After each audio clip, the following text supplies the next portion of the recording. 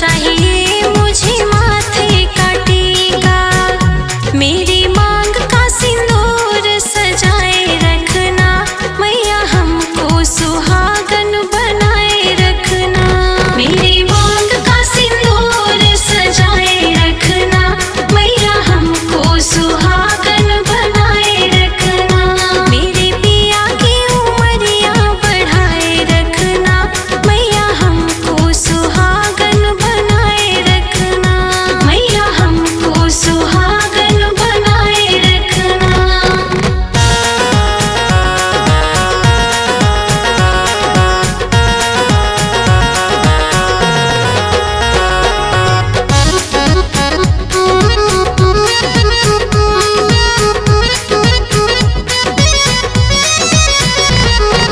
ना चाहिए हमें आँखों का गजरा, ना चाहिए हमें आँखों का गजरा, आँखों का गजरा, आँखों का गजरा। ना चाहिए हमें आँखों का गजरा, ना चाहिए हमें आँखों का गजरा।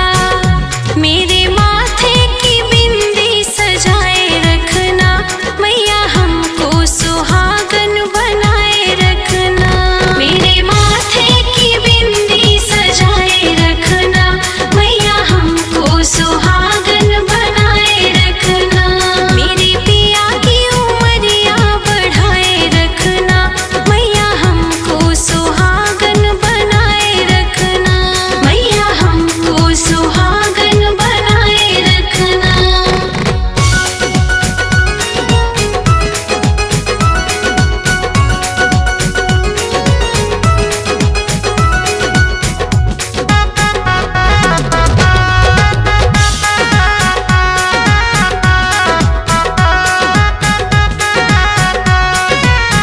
ना चाहिए हमें सोने का कंगना, ना चाहिए हमें सोने का कंगना, सोने का कंगना, सोने का कंगना। ना चाहिए हमें सोने का कंगना, ना चाहिए हमें सोने का कंगना। मेरे हाथों की चूड़ी सजाए रखना, मैया हमको सुहागन बनाए रखना। मेरे हाथों की मेहंदी सजाए रखना, मैया हमको सुहागन बनाए रखना। मेरे पिया की उमरिया बढ़ाए रखना, मैया हमको सुहागन बनाए